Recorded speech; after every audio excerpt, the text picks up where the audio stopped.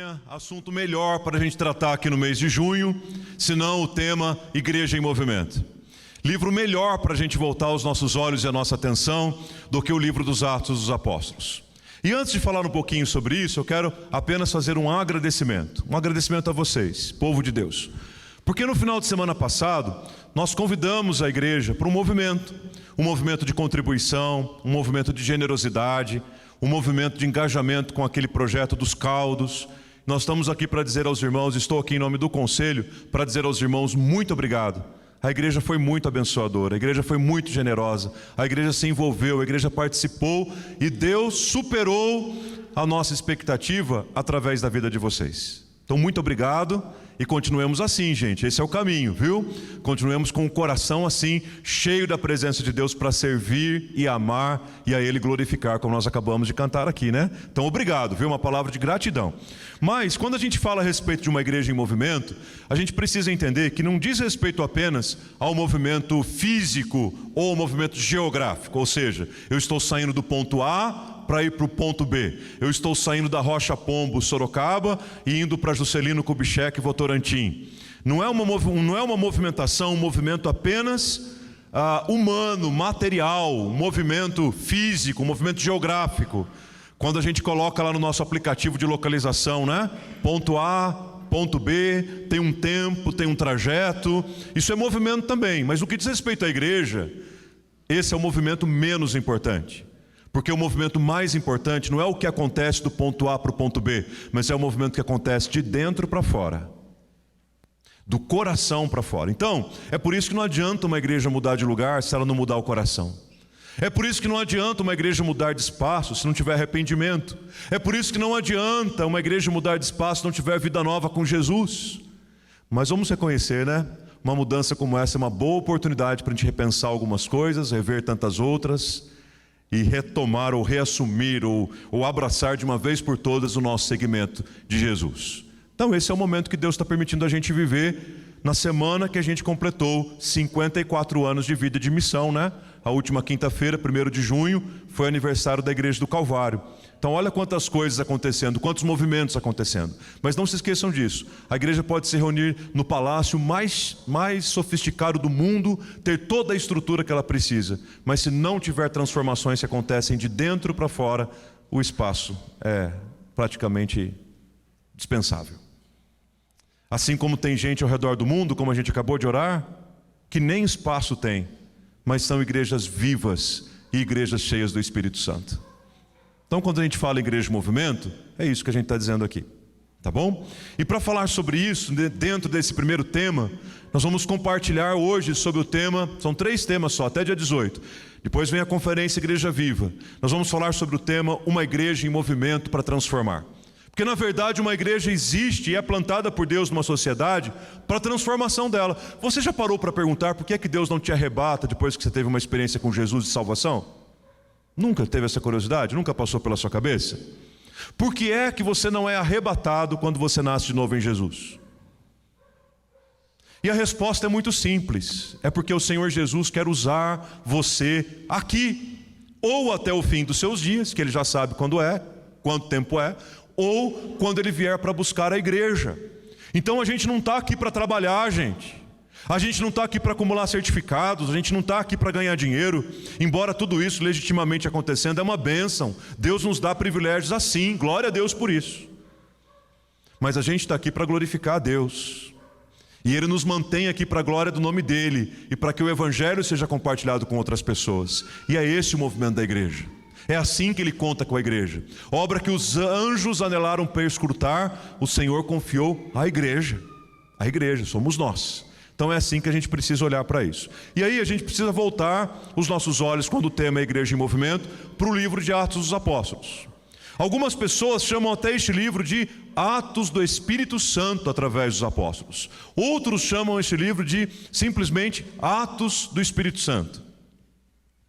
Porque ele é outros chamam inclusive de o Evangelho de Atos. Eu gosto dessa nomenclatura, Evangelho de Atos.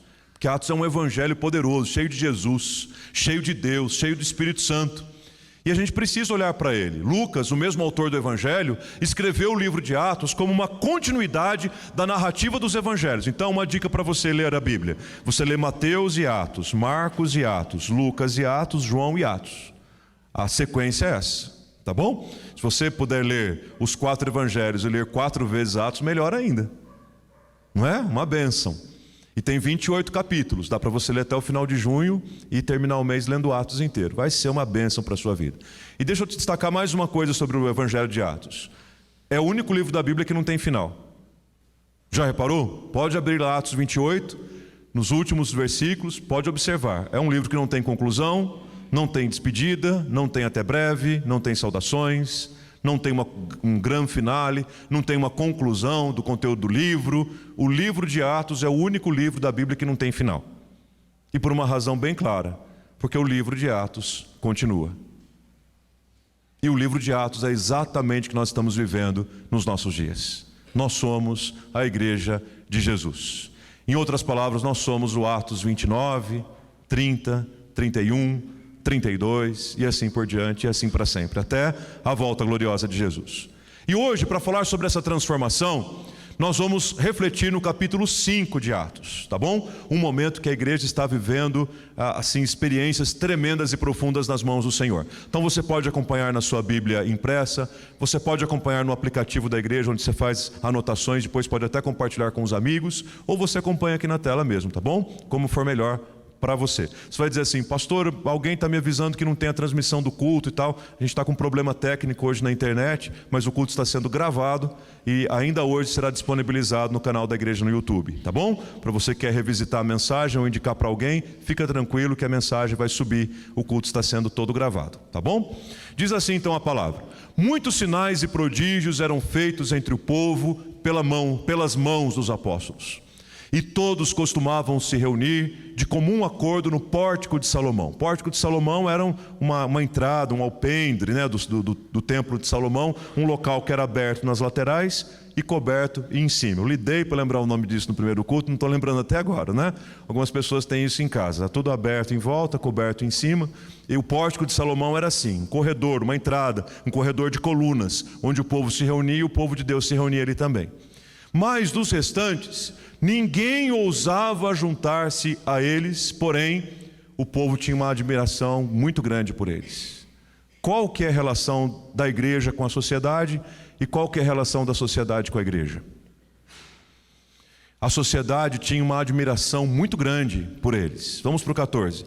E aumentava sempre mais o número de crentes no Senhor, uma multidão de homens e mulheres, a ponto de levarem os enfermos até pelas ruas e os colocarem sobre leitos e macas, para que ao passar Pedro, ao menos a sua sombra se projetasse sobre alguns deles. Você consegue construir essa imagem aí na sua cabeça? O povo levando doentes e enfermos pelas ruas, colocando-os em macas, na esperança de que ao passar Pedro, só a sombra dele projetasse e essas pessoas fossem curadas. Você consegue imaginar essa cena?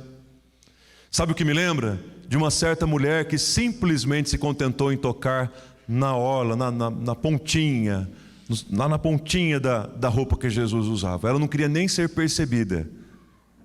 Ela acreditava que só dela tocar, Jesus não precisava falar nada para ela, só tocar ali, na barra, na orla da veste, ela seria curada. E foi. E Jesus a percebeu. O que o povo queria que era pelo menos que a sombra projetasse. Que coisa tremenda. Bom, vinha também muita gente das cidades vizinhas de Jerusalém, levando doentes e atormentados por espíritos imundos, e todos os que eram trazidos diante dos apóstolos eram curados. Que coisa linda. Vamos orar mais uma vez, queridos? Senhor, nós te louvamos e te agradecemos pela tua palavra. Tua palavra, Deus, é poderosa por si só, para transformar vidas, para mudar mentes, para renovar corações, até mesmo, Deus, para dividir juntas e medulas. Mas, ó Pai, nós te pedimos que nesses próximos minutos em que vamos compartilhar da palavra, que o Senhor nos ensine, que o Senhor fale ao nosso coração, que o Senhor use, ó Deus, a minha vida, Pai, e me capacite para transmitir o recado do Senhor ao coração do teu povo. E que em nome de Jesus a gente saia daqui, Pai, sobretudo, vivendo o movimento do Espírito Santo para a vida desta igreja. Toma, Deus, cada coração aqui agora e trabalha em nós aquilo que o Senhor quer trabalhar de verdade, para que a gente saia daqui, ó Pai, completamente transformados para transformar. Em nome de Jesus. Amém, Senhor. Amém. Meus irmãos, quando falamos a respeito de movimentos, as abordagens podem ser as mais diversas. São inesgotáveis, são muitas as abordagens sobre o movimento. Eu vou mencionar muito rapidamente aqui duas. Primeiro, uma abordagem poética. E aí eu vou fazer uma citação de Beto Guedes, um compositor brasileiro que diz que tudo que se move é sagrado. Tudo que se move é sagrado.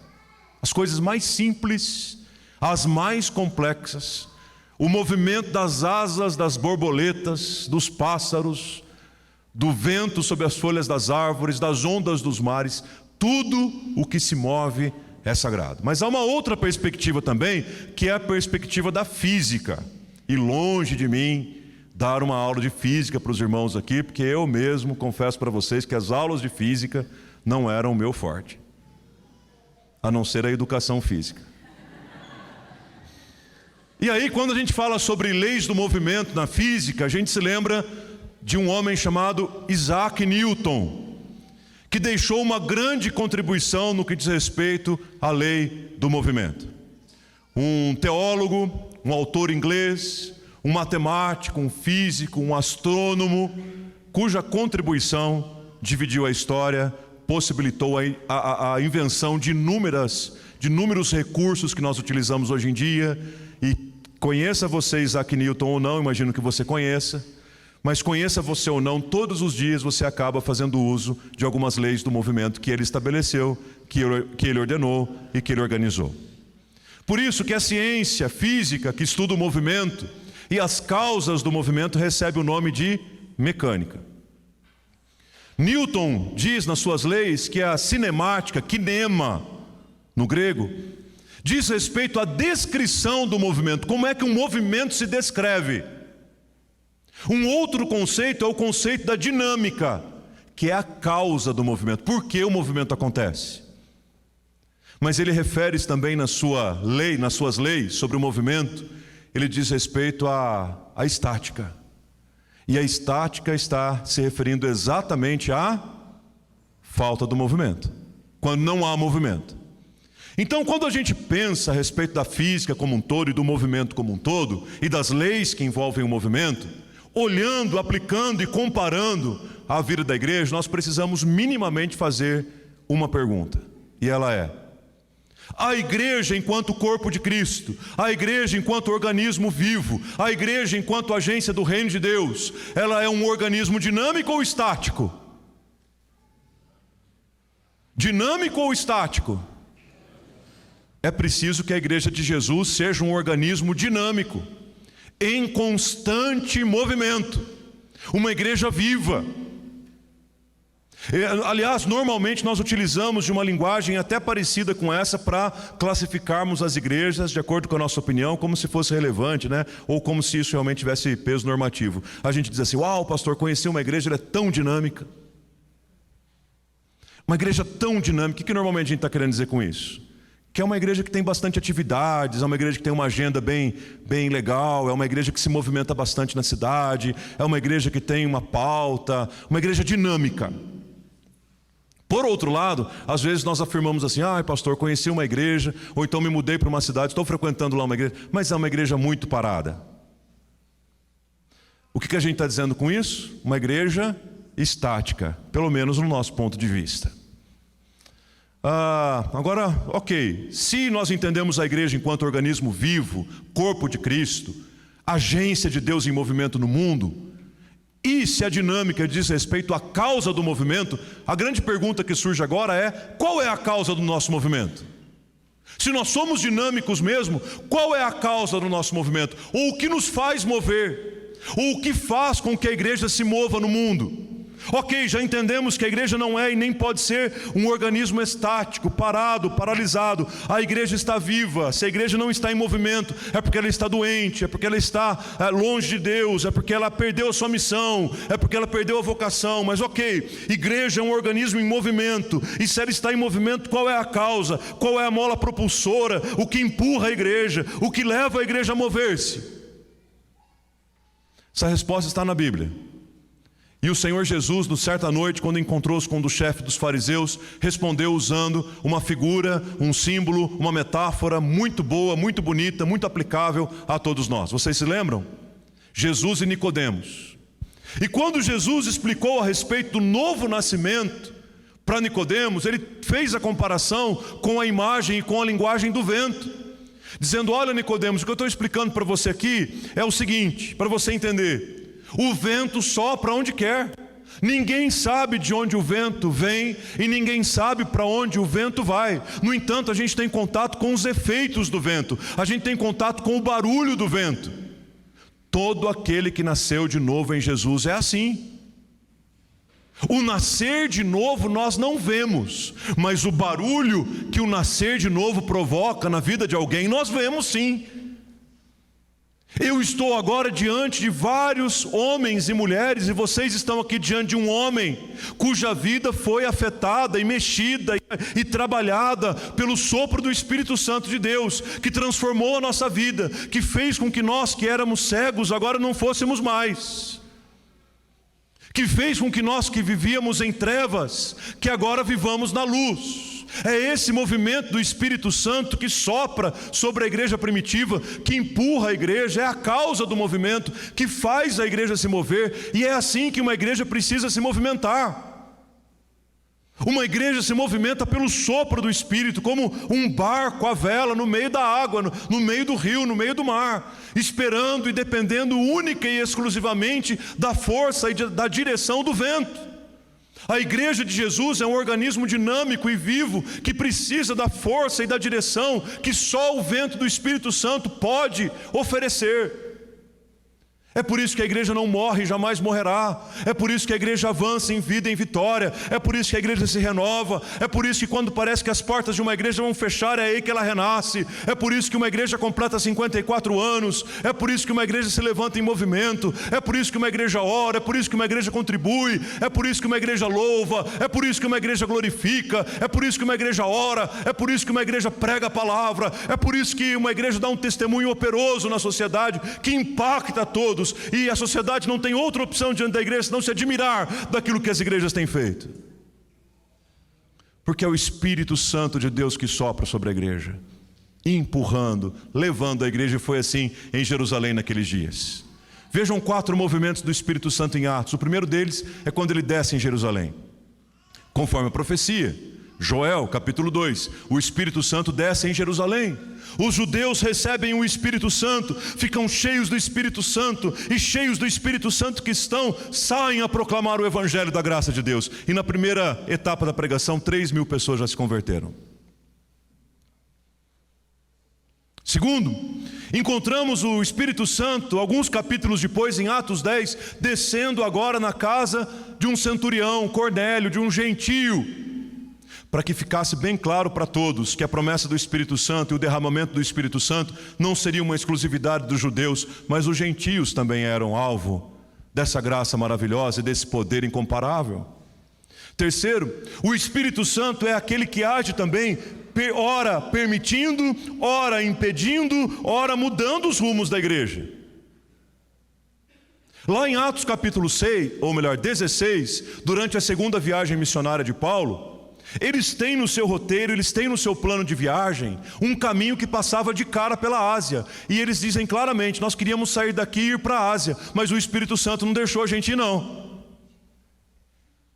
Não agora. Então a gente vai para outro lugar. Já até preguei sobre isso, mostrei o mapa. Vamos para outro lugar. Depois eles voltam para a Ásia, onde o Espírito Santo não permitiu que eles fossem naquele momento. Por quê? Bom, bastaria dizer porque ele é o Espírito Santo mesmo, né? Se ele quiser impedir, ele impede. Se ele quiser mandar, ele manda. Se ele quiser enviar, ele envia. Se ele quiser mudar a rota, ele rota. E quando ele muda. E quando a vida da gente está nas mãos de Deus, é assim mesmo que acontece.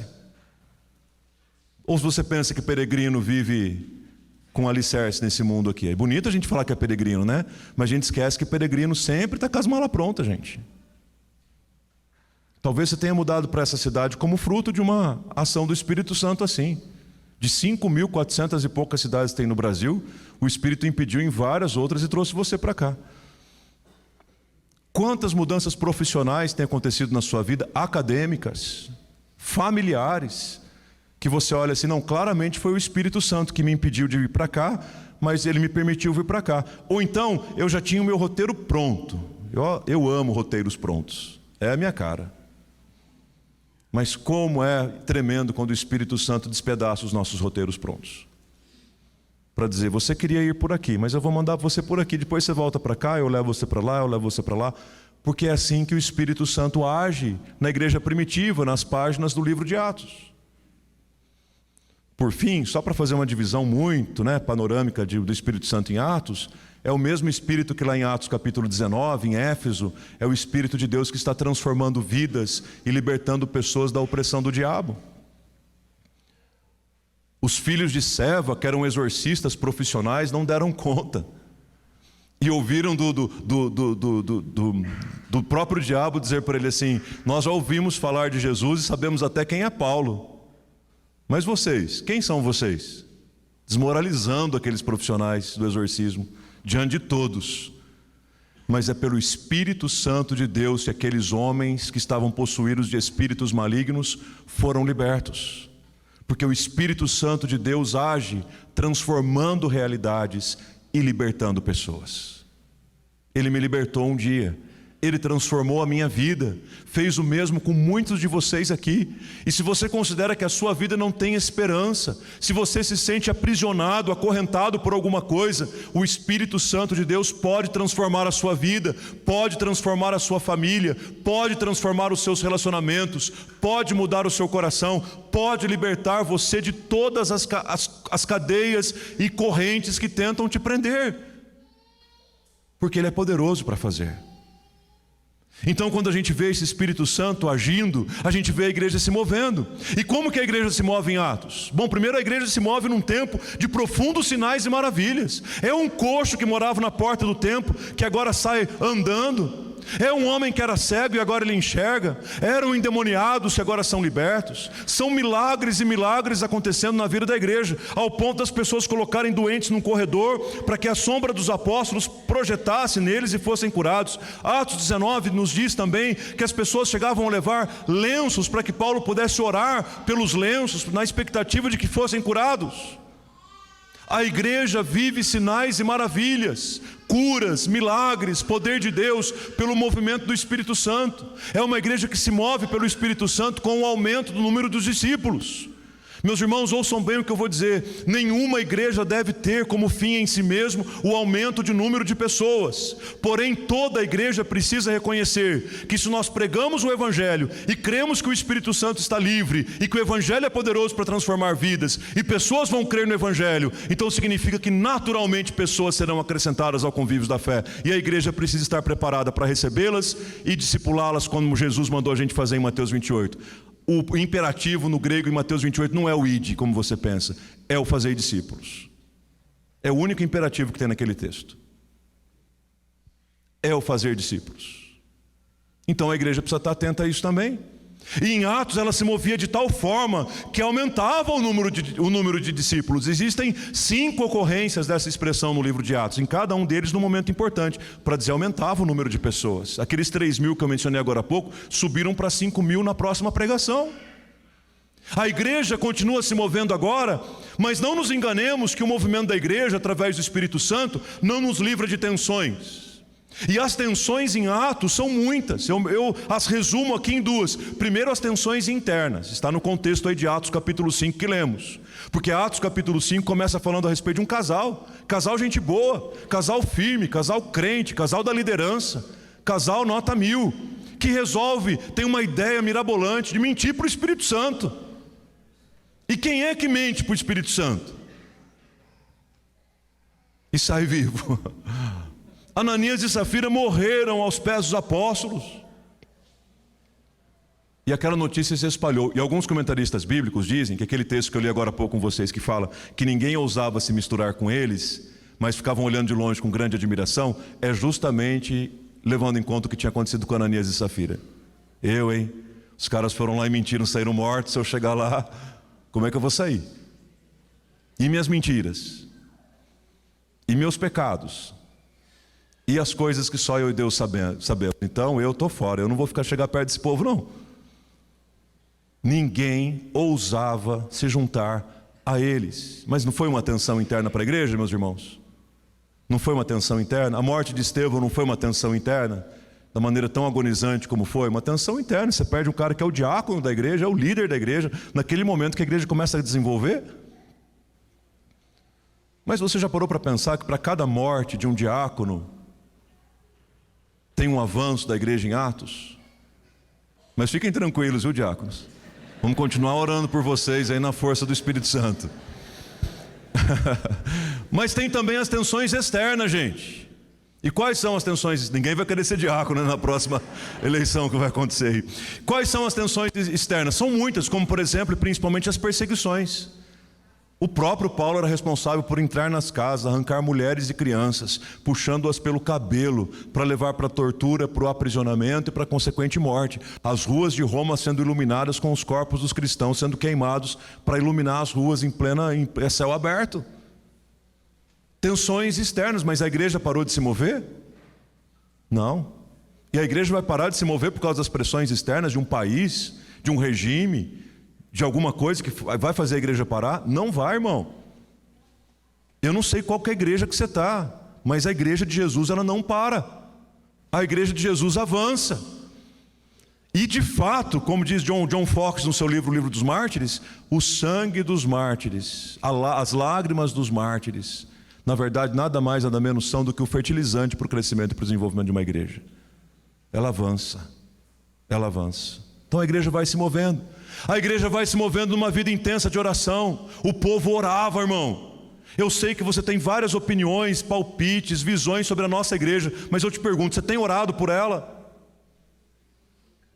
Eu imagino que você tem uma série de opiniões sobre mim como pastor. Você tem orado por mim? Tem orado pela igreja? Nós precisamos de oração. A igreja precisa cada dia mais de oração. A gente precisa incluir cada vez mais na nossa pauta orar pela igreja, orar pela igreja, orar pela igreja. Todos os dias orar pela igreja, porque é a igreja do Senhor Jesus. Nós precisamos da sua oração, precisamos dos seus joelhos dobrados. Essa semana passada nós oramos num relógio de oração, foi uma bênção. No dia do aniversário da igreja, 24 horas de oração. Quase uma centena de irmãos envolvidos diretamente nessa escala. O meu horário foi às 5 da manhã. Só um rápido testemunho.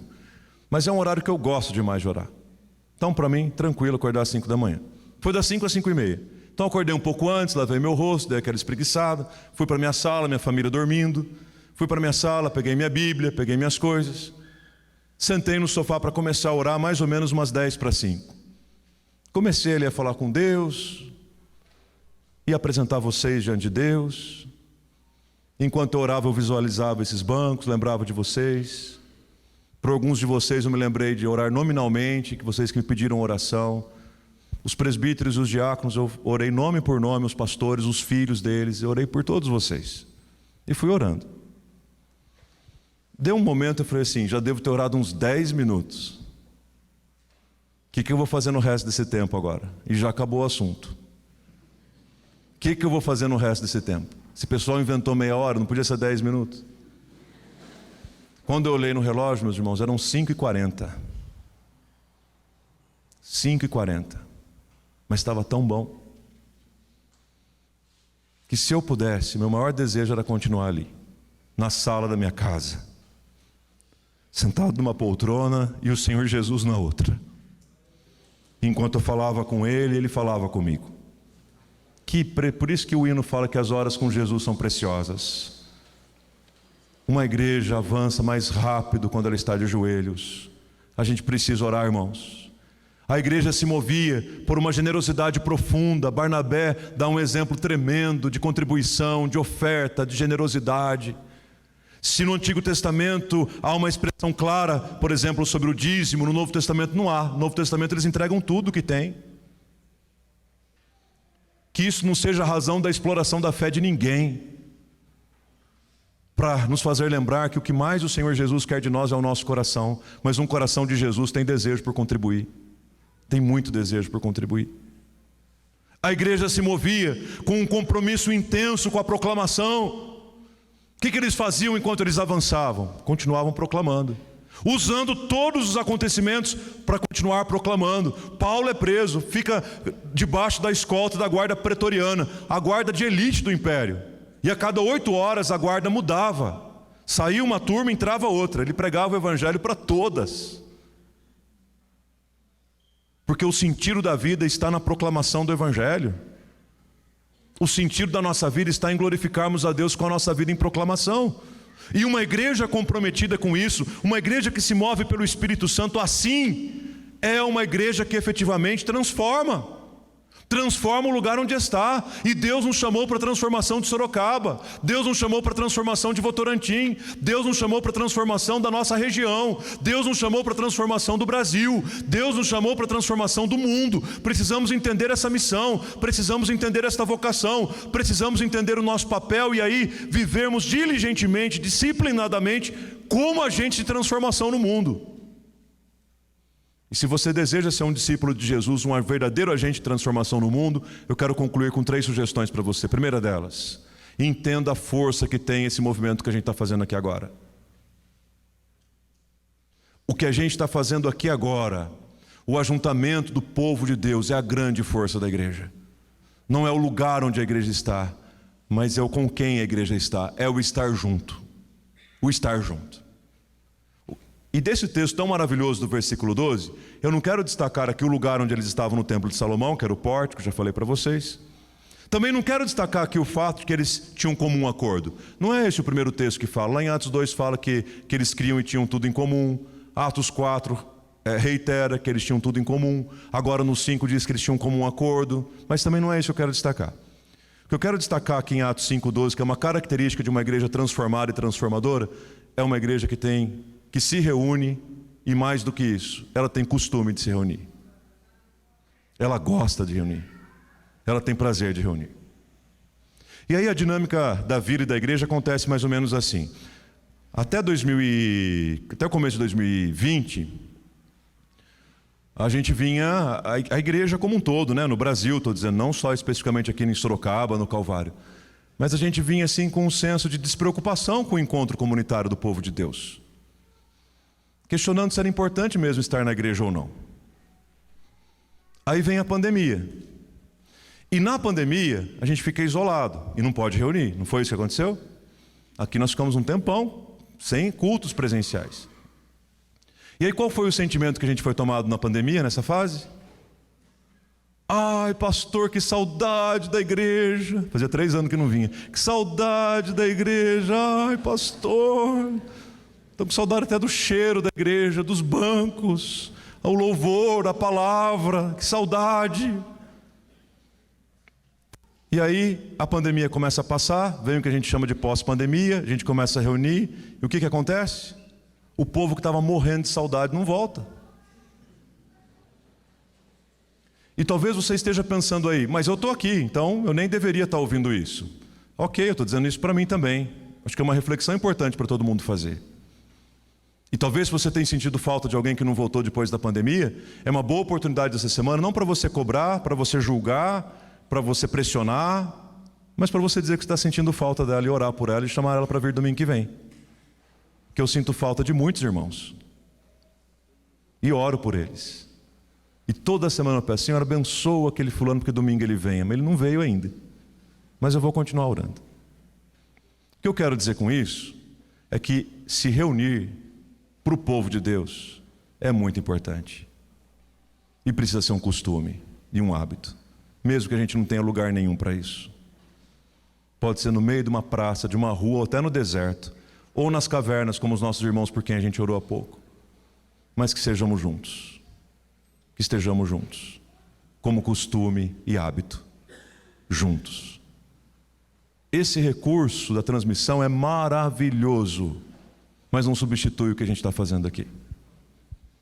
Quem está assistindo a transmissão ou a gravação está recebendo bênçãos de Deus também. Mas as bênçãos que Deus está ministrando aqui agora ao vivo presencialmente, só quem está aqui está desfrutando e está recebendo. Concordam comigo? Você pode até contar para alguém como foi, mas ninguém vai saber o que você viveu. A gente precisa estar junto, irmãos, como um costume. Nossa prática, a prática da igreja do Calvário é a prática de uma igreja que está junto e gosta de estar junto. e quer estar junto. Seja o movimento que for, estamos juntos. Porque nós queremos ser uma igreja com impacto de transformação para a nossa sociedade. Então é preciso que a gente viva assim. Vocês não têm ideia do quanto esse recurso da transmissão tem abençoado gente. Tem pessoas de outros países que assistem, tem pastores de outras pessoas de outras cidades, tem pastores e igrejas se inspirando nas nossas mensagens para pregar em outro lugar. Tem doentes da nossa igreja, idosos que não podem mais vir à igreja, que os filhos têm ligado a televisão lá para eles assistirem o culto. Tem uma irmã em especial que todo domingo termina, se eu pegar ali agora é capaz de já ter a mensagem. Ela dizendo: pastor, que culto lindo, como eu fui abençoada aqui. Todo domingo ela manda mensagem para mim no inbox do Face. Que é uma senhora, né, gente? Mas nada substitui o que está acontecendo aqui. Nós vamos continuar transmitindo o culto. Mas nós não abrimos mão de entender que o que está acontecendo aqui é tremendo. E que não existe igreja de um só. Que não existe igreja virtual. Que existe recurso virtual de comunicar a proclamação. Mas igreja é isso que a gente está fazendo aqui agora.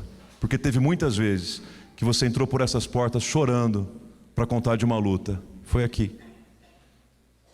E não estou dizendo nem o lugar, estou dizendo as pessoas. Foi para essas pessoas aqui que você contou que você estava grávida. Foi com essas pessoas aqui que você compartilhou o batismo dos seus filhos. Foi nesse lugar aqui, com essas pessoas, que você se casou. Foi aqui que você entrou com lágrima nos olhos dizendo: passei no vestibular. Foi aqui que você entrou e disse: o emprego que eu tanto esperava chegou. O meu familiar que estava doente foi curado. Foi aqui que você compartilhou, no ajuntamento do povo. E nada pode substituir isso. Então nós vamos continuar proclamando de todo jeito que tiver. Se falar que tem transmissão, a gente transmite. Se for inventarem uma moda nova para transmitir, para o evangelho chegar para as pessoas, a gente vai divulgar sim. Mas, meus irmãos, não nos esqueçamos. Se você não tem nenhum impedimento, não deixe de congregar. Hebreus capítulo 10, versículo 25. Se você não tem nenhum impedimento físico, não deixe de congregar. Tão bom a gente estar viajando, pode levar a nossa igreja onde a gente está, né? Pastor, saí de férias, participei do culto lá não sei onde. Maravilha, ótimo, bênção. Mas está aqui, não tem motivo para deixar de se congregar. Segundo,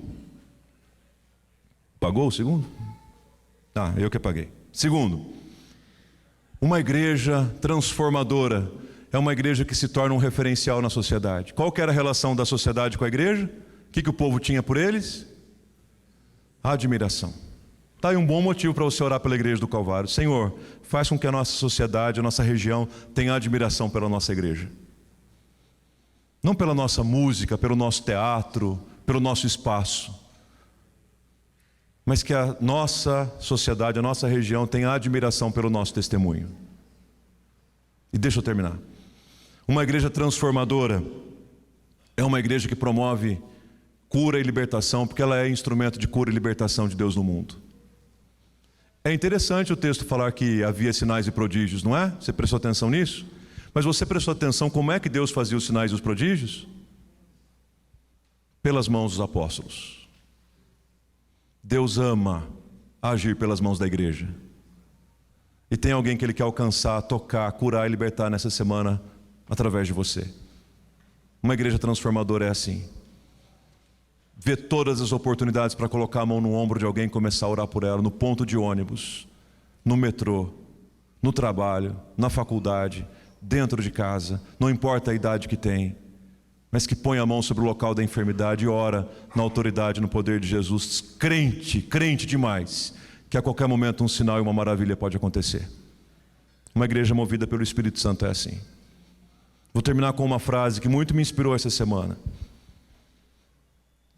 que diz que o maior e mais impactante movimento que uma igreja pode fazer não é o movimento físico, está longe de ser o movimento físico. O maior e o mais impactante movimento que uma igreja pode fazer é o movimento que o Espírito Santo de Deus sopra, direcionando-a para o centro do propósito de Deus. E qual que é o propósito de Deus? Senão que o Evangelho seja pregado a todos os pecadores. Isso é a igreja em movimento. quando o propósito de Deus de pregar o Evangelho a todas as criaturas, a todos os pecadores, está sendo cumprido. Igreja em movimento nada mais é do que isso. E que tal a gente celebrar essas verdades, mas ao mesmo tempo consagrar o nosso coração diante do Senhor, nesta mesa maravilhosa que somos convidados, comendo do pão, bebendo do cálice, orando, vivendo em comunhão. Então quero chamar os presbíteros, os pastores, para virem aqui para esse momento tão especial e significativo da celebração da mesa do Senhor, do pão que foi repartido, do vinho, do sangue derramado, da vida nova que foi ofertada no Senhor Jesus. O pastor Guilherme vai orar ao Senhor, agradecendo e consagrando a Deus esses elementos e orando também pela sua vida, pedindo que o Senhor faça de nós esta igreja em movimento em nome de Jesus. Vamos colocar em pé, gente? Vamos orar ao Senhor? Som.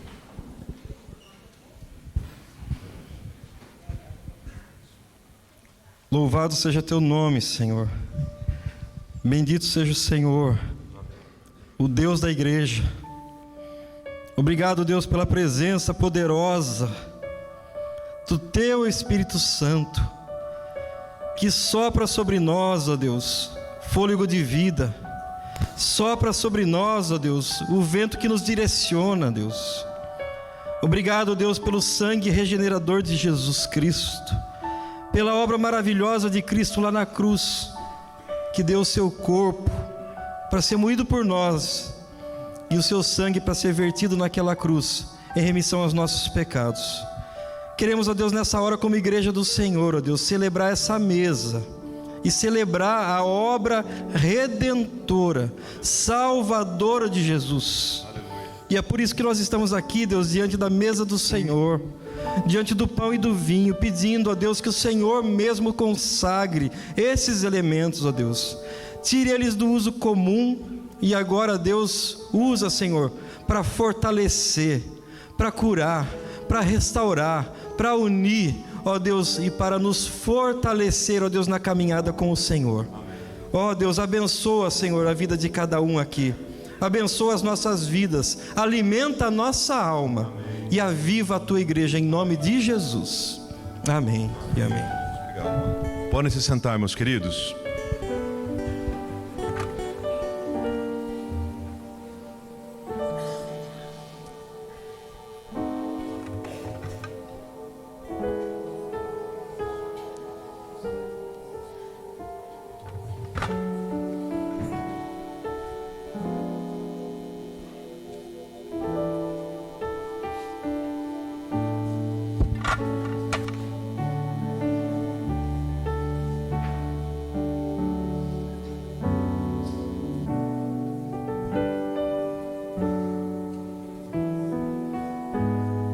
Momento tão simples como foi com Jesus na última ceia com os discípulos, mas tão significativo também. O pão é o símbolo do corpo de Jesus, entregue para nos salvar. E o sangue, o símbolo, ou o vinho, o suco de uva, o símbolo do sangue derramado para nos redimir de todo o pecado. Se você nasceu de novo em Cristo Jesus, você é convidado para participar desta mesa. Se você se arrependeu verdadeiramente dos seus pecados, está em comunhão com o povo de Deus, tendo a sua vida guiada pelos movimentos do sopro do Espírito Santo, participe mesmo com alegria, viu? Mesmo se você é de outra igreja, está visitando a gente hoje, participe com alegria, porque esta é a mesa do Senhor Jesus. E aqui na nossa igreja é assim: os presbíteros servirão vocês vão ouvir uma canção sobre a história que eu acabei de pregar, você canta junto, ora junto, se prepara, e depois que todo mundo tiver servido, aí nós comemos e bebemos juntos, tá bom? Então aguarde até que todos sejam servidos, orando, louvando. Aí todo mundo participa em comunhão desse momento, combinado? Então os que vão participar, por favor, fiquem em pé e tendo recebido o alimento, podem se assentar, tá bom?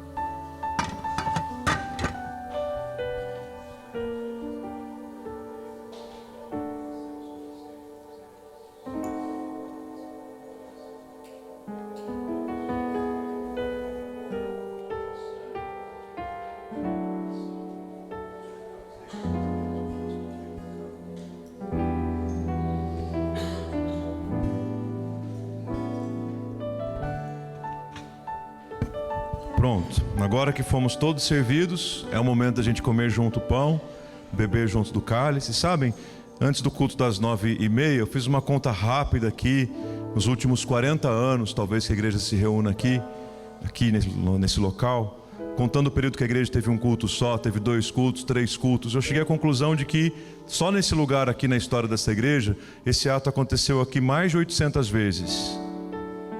Hoje é a última. Hoje é a última. A próxima já será no novo espaço. Mas o que não muda é que o mesmo vento que soprou a igreja até aqui continuará soprando sobre a vida da igreja daqui em diante. Nada muda quando o povo de Deus está junto. Comei dele todos.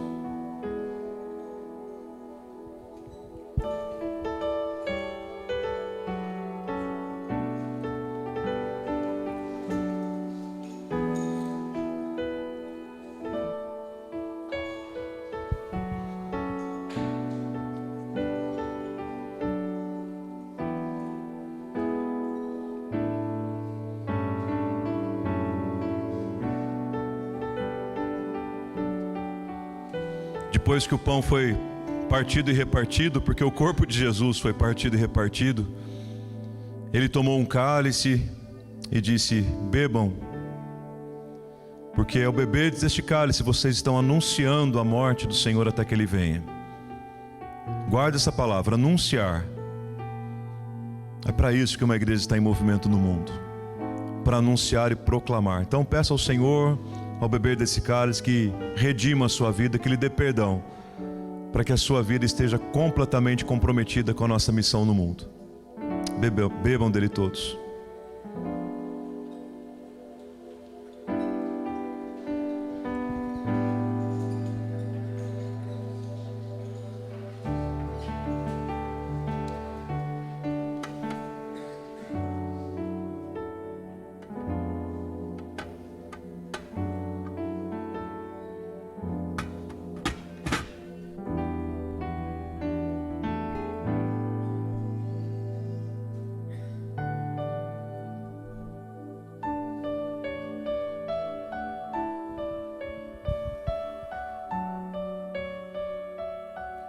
Ora, o que temos da parte dele é isto: que Deus é luz e não há nele treva alguma. Se, pois, andarmos na luz como o Pai na luz está, mantemos comunhão uns com os outros, e o sangue de Jesus, seu Filho, nos purifica de todo pecado. Se confessarmos, pois, os nossos pecados, Ele é fiel e justo para nos perdoar os pecados e nos purificar de toda injustiça. Graças a Deus por tão grande salvação. Vamos ficar em pé, meus irmãos? Dá a mão para aqueles que estão ao seu lado agora. Vamos unir as nossas fileiras. E lembre-se só disso. Depois que eu terminar a oração, a bênção, em 1 minutinho eu vou dar os recadinhos aqui, finais. Terminou? Quer vir orar com a gente aqui? Nós estaremos aqui, ó. Chamar também o Guilherme para vir orar no momento da oração, viu? Os pastores, presbíteros, estaremos aqui para orar com você e por você, tá bom? Pai querido, muito obrigado, Deus, por este culto abençoado na presença do Senhor, pela Tua presença aqui, pela Tua graça derramada, pelo Teu vento soprado, Pai, pelo vento do Teu Espírito. Ó Pai, continue nos soprando sobre nós.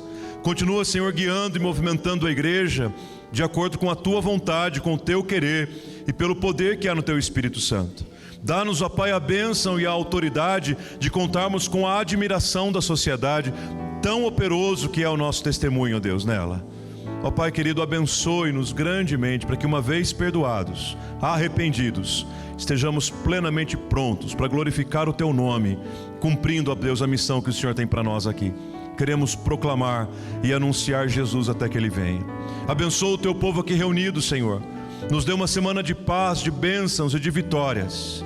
Despede-nos agora debaixo dos Teus cuidados. Quem sabe, ó Pai, irmãos e irmãs que estão olhando para essa semana com expectativas, com esperanças, aguardando resultados de exames, decisões importantes, famílias, ó Deus, aguardando decisões importantes.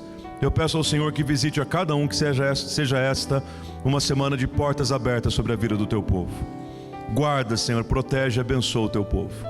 E agora, povo de Deus, queridos irmãos e irmãs, que a maravilhosa graça do nosso Senhor e Salvador Jesus Cristo, o amor insondável de Deus, nosso eterno e poderoso Pai, que a comunhão e a consolação do Espírito Santo repousem sobre vós, e sobre vós permaneçam desde agora e pelos séculos dos séculos. Amém, amém e amém, Senhor Jesus. Glória a Deus por isso. Podem se sentar, queridos? Quero só agradecer a todos pela presença no nosso segundo culto neste domingo. Teremos o terceiro às 19 horas. Se quiser voltar, trazer um convidado, tá bom? Vai ser uma bênção. Mas se tem alguém hoje aqui pela primeira vez, não vá embora sem levar o nosso presente, tá bom? Sai aqui à minha direita que já tem uma equipe ali preparada para te receber. Ontem aconteceu o jantar dos namorados aqui na igreja, uma bênção, salão lotado, um tempo gostoso ali. E o convite para o encontro de casais continua. Procura a nossa equipe ali no salão. Procura também o pessoal do Calvário Social, se você deseja contribuir mensalmente, apenas com um item, viu?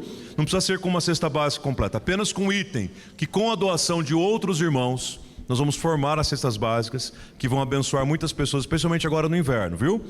Então, procura o nosso pessoal ali do Calvário Social também. Amanhã tem a reunião do Ministério de Empreendedores. Então, você é empreendedor, tem um amigo empreendedor, convida para amanhã, 19 horas aqui, a Daniela Valente vai falar sobre o tema Estratégias Eficazes para Alavancar a Sua Marca. Esse é um espaço que acontece aqui na nossa igreja, quinzenalmente, para abençoar a vida de profissionais liberais, autônomos, empreendedores, microempreendedores, enfim.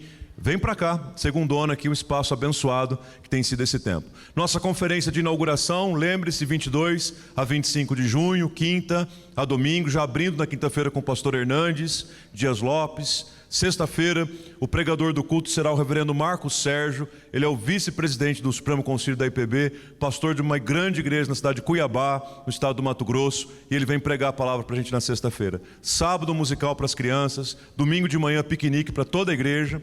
E domingo à noite, batismo, profissão de fé, recepção de membros. Tudo isso azeitado pela participação do grande coro, que está ficando maravilhoso também, tá bom? Então vai ser um final de semana especial.